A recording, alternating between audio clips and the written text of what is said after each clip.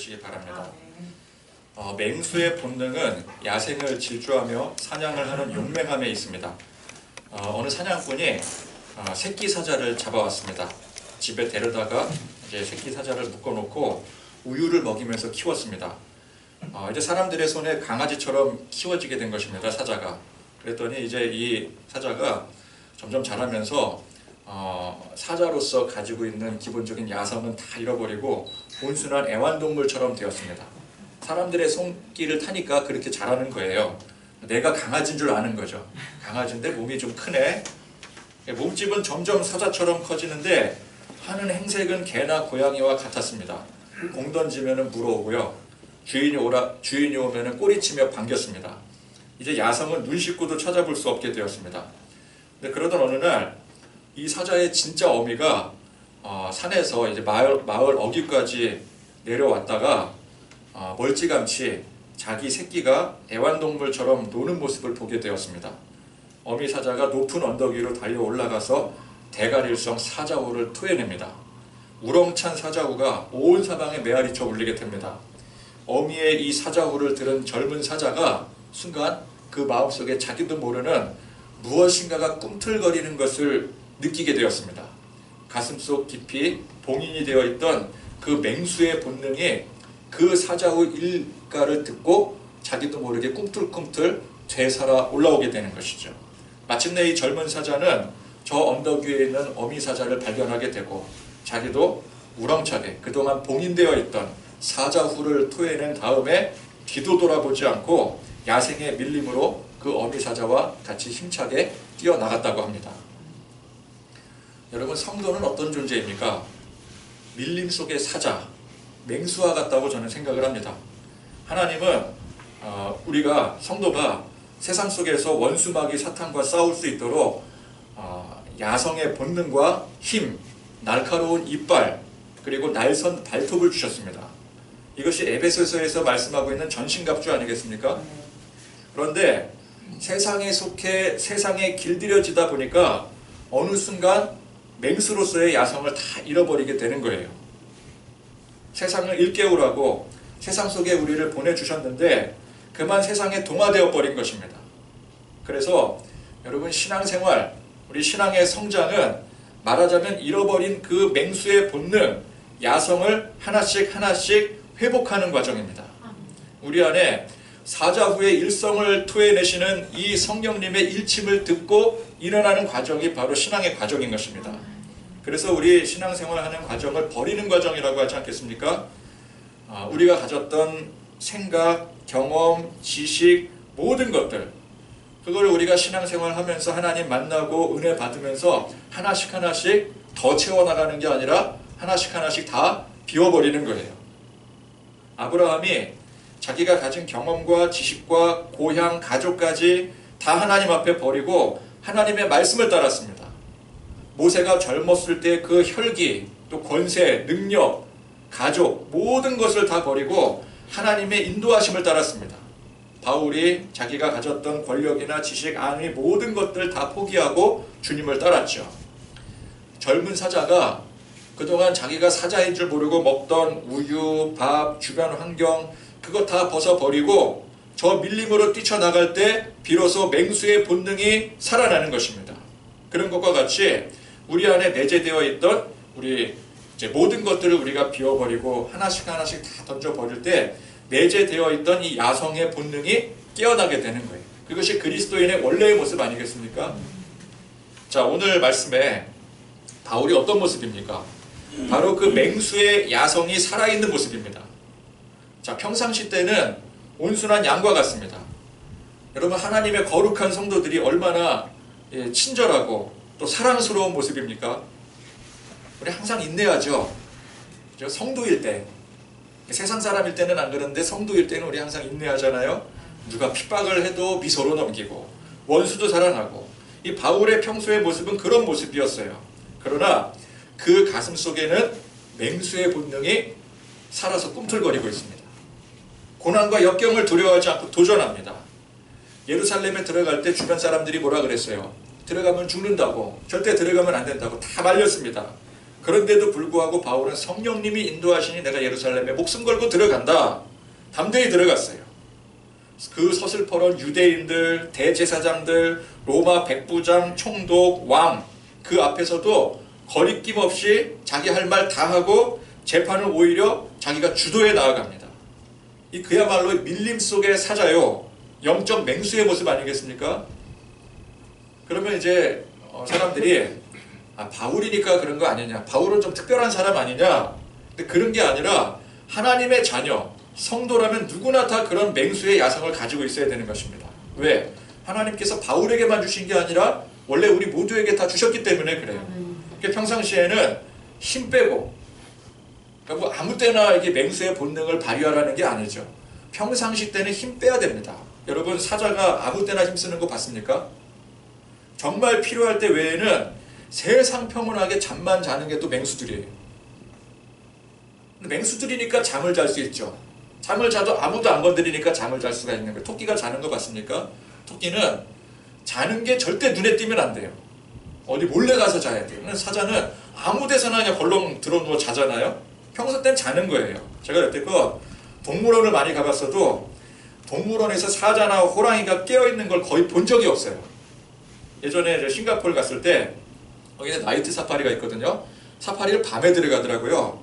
원래 맹수들이 이제 습성이 밤에 활동을 하는 야행성을 가지고 있지 않겠습니까? 그래서 그 사파리는 밤에 운영을 해요. 그래야 이제 맹수들이 활동하는 걸 잘 볼 수 있다고. 근데 웬걸 밤인데도 쿨쿨 잠만 잘 자고 있더라고요. 사자나 호랑이나. 성도는 언제나 여유를 품고 있어야 됩니다. 누가 각박하게 굴어도 우리는 까짓 거 가져가려면 가져가라. 또 줘버리는 거예요. 다 내어주고, 핍박을 하면 오히려 감사하게 여기고, 얼마든지 희생하고, 원수조차도 용서하고, 그래야 됩니다. 왜냐하면 이미 전능하신 하나님 아버지께서 세상을 모두 합친 것보다 귀한 것을 우리에게 주셨기 때문에 그래요.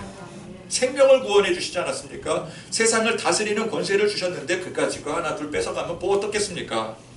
천국이 우리의 소유인데 1만 달란트나 되는 빚을 우리 주님께서 탕감시켜 주셨잖아요. 그렇죠? 그럼 1만 달란트나 탕감받았는데 고작 몇 달란트 가지고 째째하게 굴겠습니까? 평소 때는 우리 그렇게 살아야 돼요. 줄 거 다 주고 가져갈 테면 가져가라. 그걸 뭘 뺏겠다고 그걸 아웅다웅거리며 싸우겠습니까? 예수 믿는 사람들이. 예수 믿는 사람들은 쿨해야 돼요. 잠잠해야 돼요. 그렇죠? 때로는 멍청하게 보일 정도로 사자가 평소에 얼마나 멍청해 보여요. 파리가 그렇게 들끓는데도 잠자고 있어요. 그러나 위기 때 남들 다 죽는다 그럴 때 성도는 비로소 본능이 살아야 되는 거예요. 맹수의 본능이 살아야 되는 거예요. 남들 다 죽는다 그럴 때, 다 문제라 그럴 때 우리 이렇게 외쳐야 됩니다. 뭐가 문제냐? 전능하신 하나님이 내 편이시다. 그러면서 담대히 나가야 됩니다. 여러분, 사자나 호랑이가 쪼는 거 봤습니까? 쪼는 건 누가 쪼는 거예요? 양이나 통승가재 이런 애들이 하는 거지 맹수는 절대 어떤 상황에도 쫄지 않습니다. 근데 그래야 되는데 이게 또 반대가 되어서 평소에는 맹수처럼 으르렁대요. 그러니까 교회에서 터줏대감 노릇하고 왕으로 군림하고 뭐 어떻게 해서든지 조금 더 손해보지 않으려고 하고. 예수 믿는 사람들 손해보세요. 그냥 주는 거예요. 달라면 주는 거예요. 근데 어떻게 해서든지 손해보지 않으려고 그 10원 한 푼 아끼려고 하고 볼성사납게 그것 가지고 사람들과 싸우고. 제가 예전에 마트에서 이제 결제를 하는데 우리 아내랑 같이 결제를 하는데 그 앞에 결제했던 사람이 먼저 결제하는 사람이 교회 다니는 사람이었거든요. 제가 교회 다니는 사람이라는 걸 알아요. 봤기 때문에. 근데 그분이 그 마트 계산 직원이랑 삿대질을 하면서 뭐 엄청나게 막 그 욕을 하는 거예요. 나를 함부로 대했다 그러는데 저희가 그 계산 과정을 다 지켜봤잖아요. 그 마트 직원이 함부로 한 일이 하나도 없었어요. 기분 나쁠 일이 없었어요. 그런데 막 그렇게 막 삿대질을 하면서 그 사람 막 여기 뭐 이렇게 지배인 나오라 그러고 막 그리고 으름장 부리고 그러고 있더라고요. 그래서 제가 그런 모습을 보면서 야, 저 사람이 예수 믿는 사람이라는 게 들통나지 않았으면 좋겠다. 그런 생각을 했어요. 그렇게 평상시에는 맹수 모드. 근데 정작 위기 만나면 움츠러들고 하룻강아지처럼 깨갱하고 금방 시험 들고 평소에는 막 호언장담합니다. 뭐 내가 다 한다 그랬다가 정말 위기가 닥치니까 큰일 앞에는 다 숨어버리고. 그 사자나 호랑이가 아니에요. 그건 하이에나입니다. 하이에나. 여러분 영적 사자가 되고 싶으십니까? 하이에나가 되고 싶으십니까? 하이에나 매력적입니까? 하나도 매력적이지 않잖아요. 우리는 기왕이면 영적 사자가 되어야 돼요. 호랑이가 되어야 돼요. 맹수 본능으로 악한 마귀의 관계에 맞서서 당당히 싸워야 됩니다. 우리 싸우는 존재거든요. 바울이 예루살렘에 있을 때 혹은 배에 올라서 순풍을 만나는 동안은 맹수의 본성이 드러나지 않는 겉으로 보기에는 순한 양과 같았습니다. 반면 열성 유대인들, 대제사장들, 총독, 왕 이런 사람들은 그냥 평소 때 맹수로 군림하는 사람들이에요. 자, 배에 올라탔을 때도 배에 올라탔을 때 그 배 안에 있는 사람들 중에 누가 맹수입니까? 백부장, 군사들, 선장, 선주, 선원들 이런 사람들이 이제 맹수 역할을 하겠죠. 죄수들은 뭐예요? 그냥 순한 양입니다. 죄수니까. 그러니까 이 사람들은 죄수들 앞에서 다 맹수들이에요. 그런데 진짜 본성은 언제 드러난다고요? 위기 때 드러나는 거예요. 위기 때. 평소 때는 맹수로 아무리 으르렁거려도 위기 때 그 맹수의 역할을 해야 되는데 맹수의 역할을 하지 못한다는 데 있는 거죠. 자, 이 배가 유라굴로라고 하는 큰 풍랑을 만났습니다. 여러분, 풍랑에 이름까지 붙여졌으니 얼마나 강력한 위력이겠습니까? 우리 보통 이렇게 비 올 때 비바람 몰아칠 때 그 이름이 있습니까? 없잖아요. 그냥 비죠 뭐. 그죠? 그냥 바람이 좀 분다 그러지. 그런데 이번 태풍에는 이름이 있잖아요. 이름이 뭐죠? 한우? 근데 제가 참 죄송하게도 이 포천 지역에 별로 그렇게 큰 피해가 없다 보니까 이름을 이렇게 잊어버리더라고요. 다른 이제 남쪽에는 참 많은 피해도 있고 그런데 내가 피해를 입지 않으니까 이게 참 와닿지 않는 그런 게 좀 있는 것 같아요. 근데 만약에 우리도 이제 막 이 태풍이 막 크게 몰려오거나 그럴 때는 그 이름을 기억하잖아요. 태풍 뭐 루사라든지 뭐 앨리스라든지 뭐 그런 거 우리 기억하잖아요. 매미 그런 거. 그러니까 유라굴로라는 이름이 붙여져 있을 정도니까 이게 얼마나 센 거예요.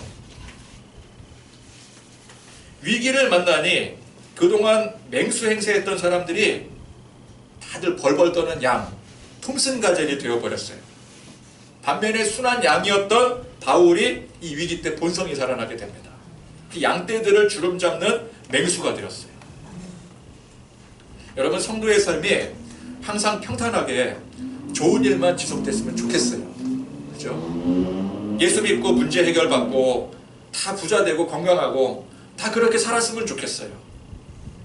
근데 우리 생각은 그런데 하나님의 생각은 그러시지 않은 것 같아요. 하나님은 때로는 험난한 고난의 길로 우리를 인도하십니다. 그것도 뭐 단회성이 아닌 지속적인 고난의 길로 인도하실 때가 많아요. 왜 그렇습니까? 왜 하나님은 하나님의 사랑스러운 자녀인 성도들을 그렇게 험한 길로 일부러 인도를 하실까요? 우리가 맹수이기 때문에 그래요. 강아지가 아니기 때문에 그래요. 맹수의 본성을 잃지 않게 하기 위해서 그러시는 거예요. 우리가 만약에 양이나 토끼, 강아지 같은 존재였다면은 고난과 인생 고난과 역경 가운데 그걸 어떻게 감당을 하겠습니까? 여러분, 하루 강아지한테 당장 밀림에 나가서 사냥해라, 스스로 생존해라. 그러면 그거 너무 가혹한 일 아니겠습니까? 여러분, 강아지는 그렇게 키우면 안 돼요.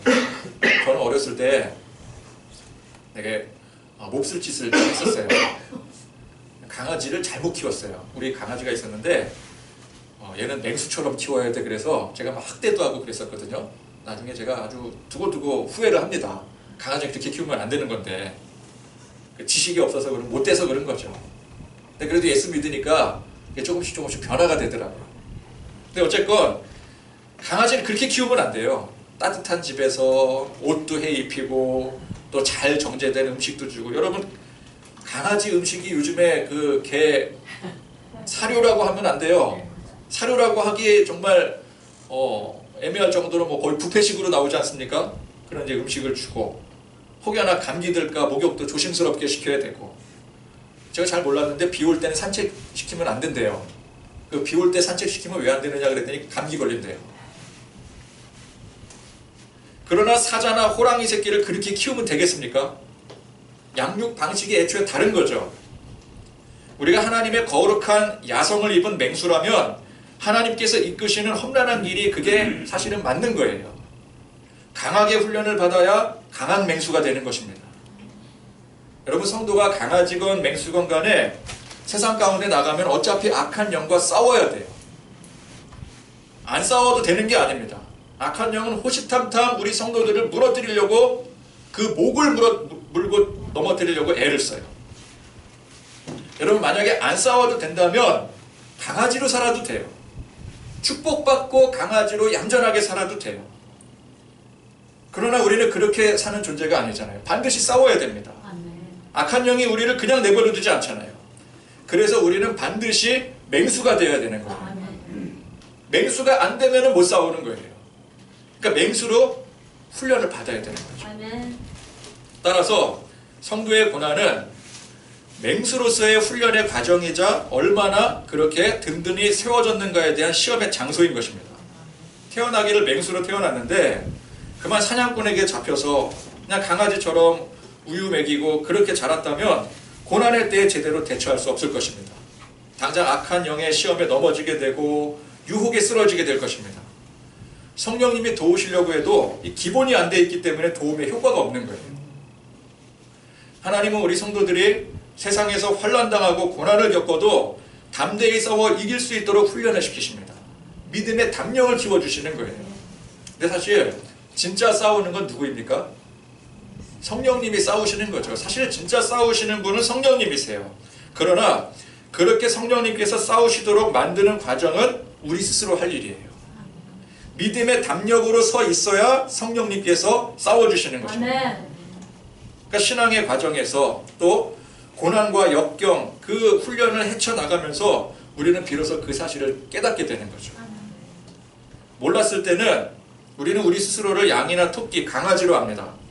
그런데 은혜 받고 또 은혜 받은 이후의 삶의 그 강한 훈련 속에서 정신을 차리고 보니까 내가 양이나 강아지가 아니었던 거예요. 그걸 깨닫게 되는 거예요. 자세히 살펴보니까 다른 사람들보다 덩치도 훨씬 크고요. 거대한 송곳니를 가지고 있고 무엇이든지 찢어발길 수 있는 강력한 발톱을 가지고 있는 거예요. 근데 그거 깨닫기 전에는 나도 옆에 있는 강아지랑 똑같은 줄 알았어요. 내 모습을 못 보는 거예요. 여러분, 우리가 세상 다른 사람들과 똑같이 생겼습니까? 외형은 똑같이 생겼겠죠. 비슷하게 생겼겠죠. 그러나 그건 외형의 모습이에요. 속고 있는 모습이에요. 여러분, 우리도 세상의 다른 사람들처럼 돈이 최고고 자기 능력으로 성공해야 되고 자기 능력이 없으면 다른 사람의 도움을 받아서라도 그렇게 살아야 되는 그런 존재들입니까? 그런 줄 알았는데 예수님 만나고 신앙생활 하다 보니까 그게 아님을 깨닫게 되는 거예요. 우리는 하나님께서 우리에게 주신 힘과 능력이 있고 영적 발톱과 이빨이 있는 것입니다. 맹수는 우유나 핥으면서 공 던지면 주워오는 그런 애완동물이 아닙니다. 맹수는 맹수답게 야생에서 용맹함을 발휘하며 살아야 되는 거예요. 그게 맹수입니다.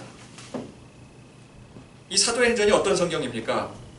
한마디로 세상 속에서 맹수의 본능을 다 잃어버리고 애완동물처럼 길들여져 살고 있는 성도들에게 이 맹수의 본능을 깨우쳐주는 사자후의 일갈과도 같은 말씀이 사도행전이에요. 사도행전뿐만 아니라 성경 말씀이 그렇죠. 하나님은 이 사도들을 통해서 또 바울이라는 사람을 통해서 그들도 예수님과 동행하고 성령님의 충만한 은혜 가운데 우리가 순한 양이 아니었구나, 영적 맹수였구나. 그래서 이제 예수님 따라 그들도 사자후의 그 일가를 토해내지 않겠습니까? 그들이 날린 그 사자후의 일가를 하나님은 이 성경 말씀을 통해서 우리도 토해내기를 원하시는 거예요. 아멘. 우리가 사자후의 그 일가를 토해내는 걸 듣기를 원하시는 거예요. 아멘. 우리도 그렇게 나가야 되는 것입니다. 어떤 사람들은 성경은 열심히 읽는데 이제 성경에 여러 위인들이 나오잖아요. 그 성경에 나온 위인들의 업적을 박수치고 기리는 데서 끝나는 사람들이 있어요. 야, 훌륭한 사람이다. 정말 훌륭하다.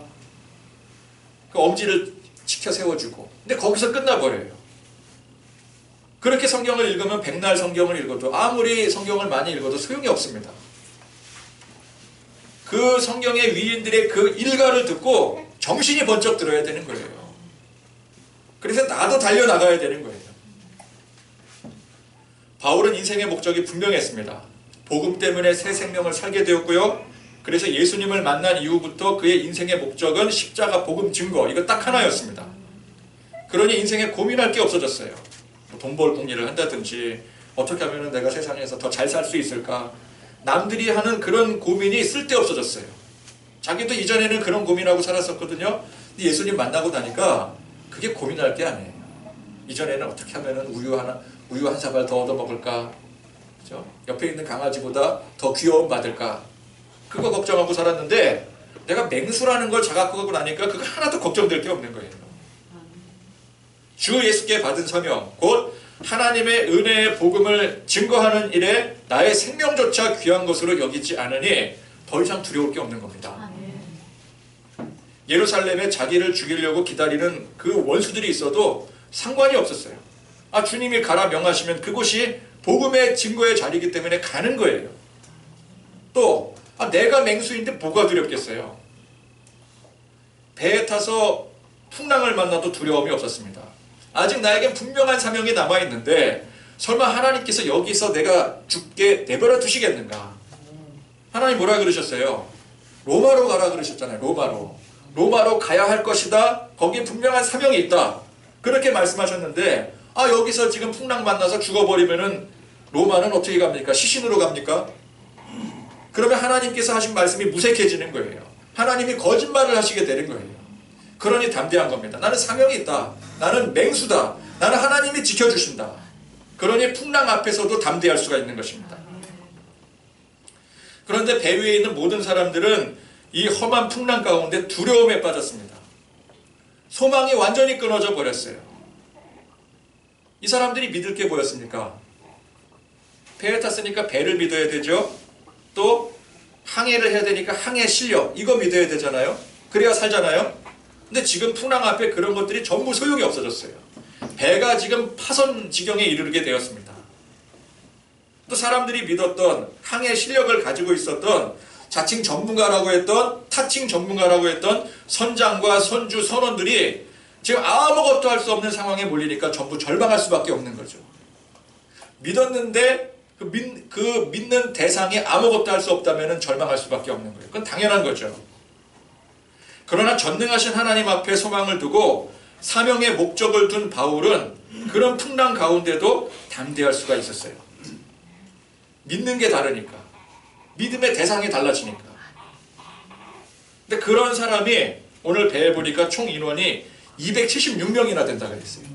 근데 그 276명 중에서 그렇게 하나님께 소망을 두고 그 가운데 담대했던 사람이 바울 딱 한 사람이었어요.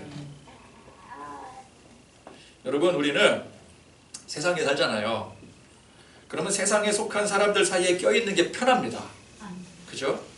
여러분, 276명 중에 275명 안에 있는 게 좋지 혼자만 떨어져 있기를 여러분 원하십니까?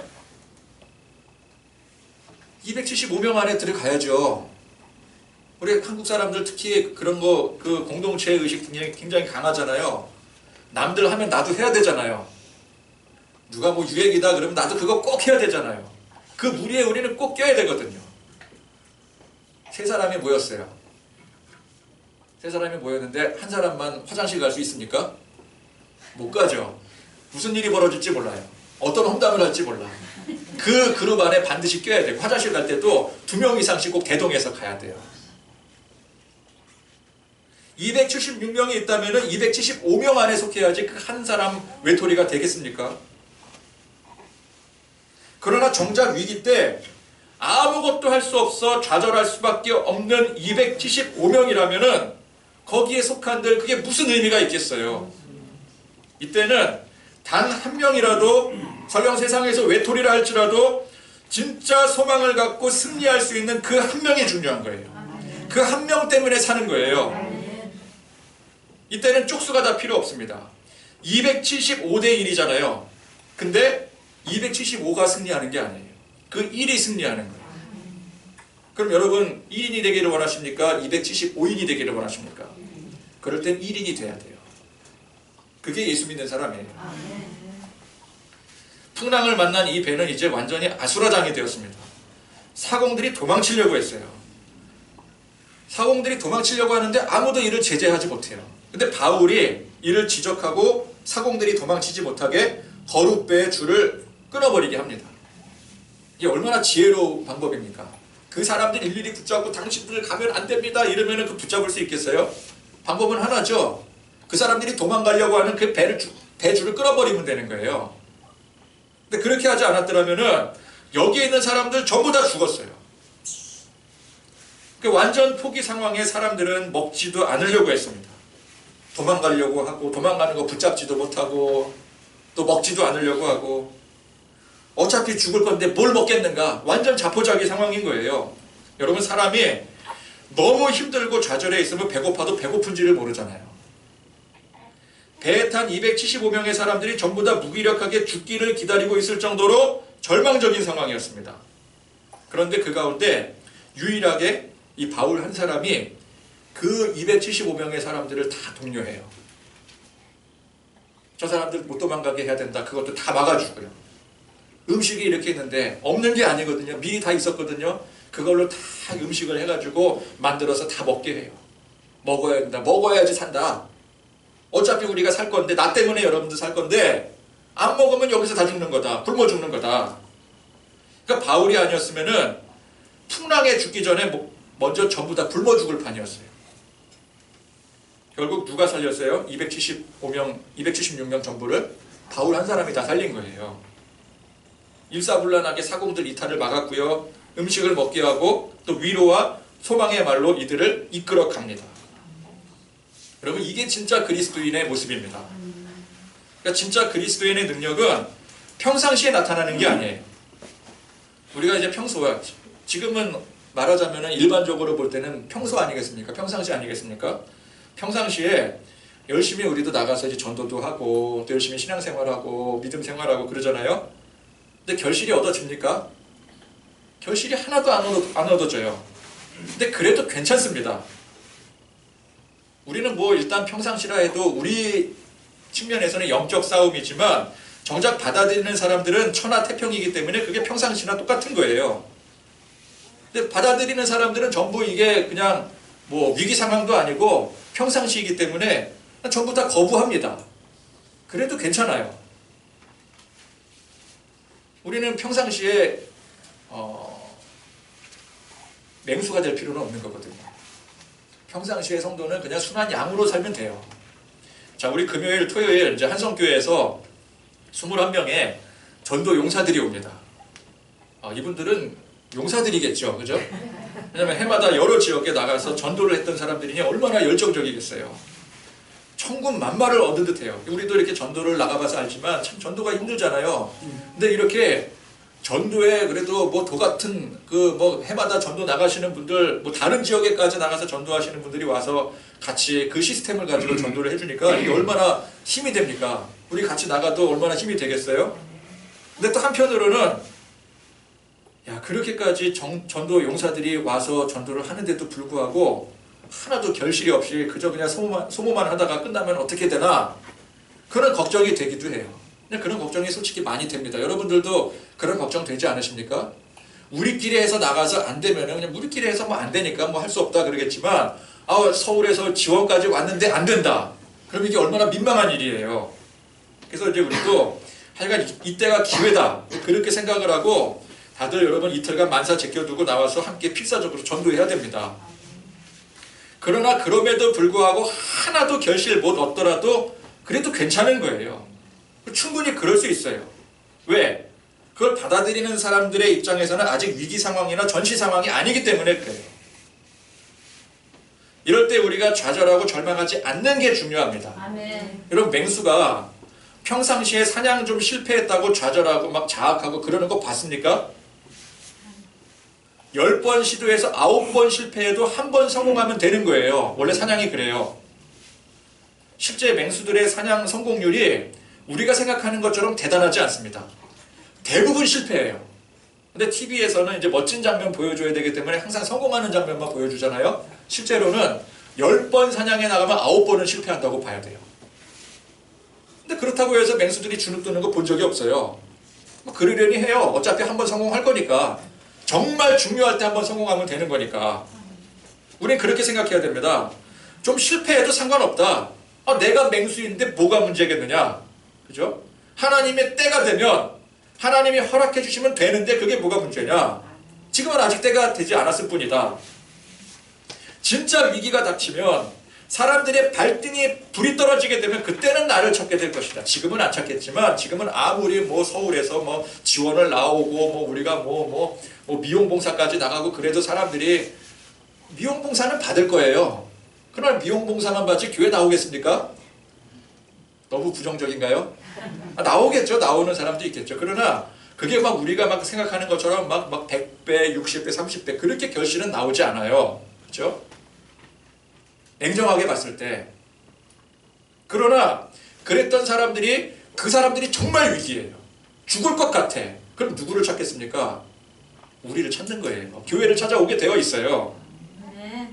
우린 그렇게 생각을 해야 돼요. 담대함이 있어야 됩니다. 그래서 평소에도 그런 믿음으로 설령 핍박당하고 노력에 비해서 아무런 결실이 없어도 개의치 말아야 돼요. 사람들이 위기라 생각하고 두렵고 떨 때 그때 같이 허둥대며 두렵고 떨지 않도록 우리는 평소에 영적으로 무장 잘하고 있으면 되는 것입니다. 우리도 같이 떨면 안 되죠.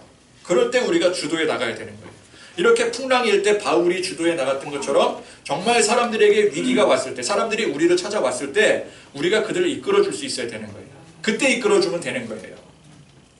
그러기 위해서 평소에 우리가 준비를 잘해야 되는 거죠. 지금은 드러나지 않더라도 위기 때 우리도 바울처럼 한 명의 위대한 영적 리더가 될 수가 있는 것입니다. 아멘.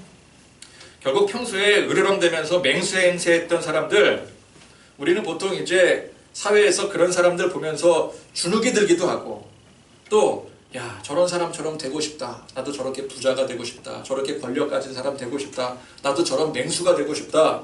그래서 그런 사람이 되고 싶어서 애를 많이 쓰고 그러는데 여러분 사실 전혀 그 모습에 주눅들 필요 없고요. 그런 세상 사람들 닮아보고자 애쓰지 않아도 됩니다. 자, 오늘 말씀해 보니까 알고 보니까 이 사람들 정말 형편없는 사람들이었어요. 자, 바울이 그렇게 그 많은 사람들 다 다독여가면서 살려놓지 않았습니까? 바울이 살린 거잖아요. 그런데 그러던 끝에 드디어 광명이 보이기 시작했어요. 육지가 보이기 시작한 겁니다. 점점 물길이 얕아지기 시작해요. 그랬더니 이들이 뭐라고 합니까? 군인들이 죄수가 도망칠까 하여 그들을 죽이고자 했어요. 참 뻔뻔한 사람들이죠. 이 얼마나 옹졸하고 은혜도 모르는 것들입니까? 그래도 백부장이 그나마 은혜를 아는 사람인지라 바울을 구원하기 위해서 그들을 막고 그래서 결국에는 다 살아서 무사히 육지에 착륙을 하게 됩니다. 그러니까 이 사람들이 풍랑을 만나지 않았으면 다 뭐 선장에다가 선주에다가 뭐 로마 군사에다 로마 백부장에다가 다 막 뭐 으르렁거리는 뭐 세상에서 한따까리 하는 그런 사람들이잖아요. 죄수들이 보기에는 야, 나도 저런 사람처럼 되고 싶다. 그럴 만한 사람들이잖아요. 알고 보니까 그럴 위인들이 아니었던 거예요. 오합지졸에 위기 만나니까 다 막 죽겠다 그러고 대책도 하나도 없고 나중에 또 은혜도 모르고 배신하고 그런 형편없는 사람들을 바울이 살린 거예요. 여러분 그게 좋겠다, 그게 좋다고 그런 사람들 닮으려고 하겠습니까? 그런 세상을 우리가 닮아야 되겠습니까? 그렇지 않습니다. 여러분 우리는 살리는 사람이 되어야 돼요. 아멘. 세상에 굴복당하고 세상 욕망을 벗어버리지 못해서 옹졸하게 살아가는 그런 오합지졸들이 되면 안 됩니다. 우리는 그래서 평소에 사람들 앞에 폼잡는 그런 맹수가 되지 말고 정말 위기 상황, 정말 필요로 할 때 담대히 뛰쳐나갈 수 있는 그런 영적 맹수들이 되셔야 됩니다. 아멘. 내게는 그런 능력이 없을지라도 내 안에 계신 성령님께서 그런 능력을 주시고 인도해 가심을 믿음으로 고백하시기를 바랍니다. 아멘. 우리가 믿으면 믿음대로 되는데 바로 이 능력을 믿어야 되는 거예요. 아멘. 하나님이 나를 맹수로서 세상에서 사용하신다. 아멘. 사람을 살리시는 능력, 사람을 살리는 능력을 내게 주셨다. 아멘. 우리 그 믿음을 가지셔야 돼요. 여러분들 각자의 삶 속에 위기와 역경과 고난 가운데 영적 각성을 이루어서 주님의 승리를 맛볼 때에 그런 사람들이 비로소 오늘 바울과 같은 영적 지도자가 될 수가 있는 것입니다. 그런 영적인 맹수들, 정글과 같은 세상 속에서 능히 승리하는 성도들과 그런 교회가 되기를 다짐하며 기도하시기를 간절히 축원드립니다. 아멘.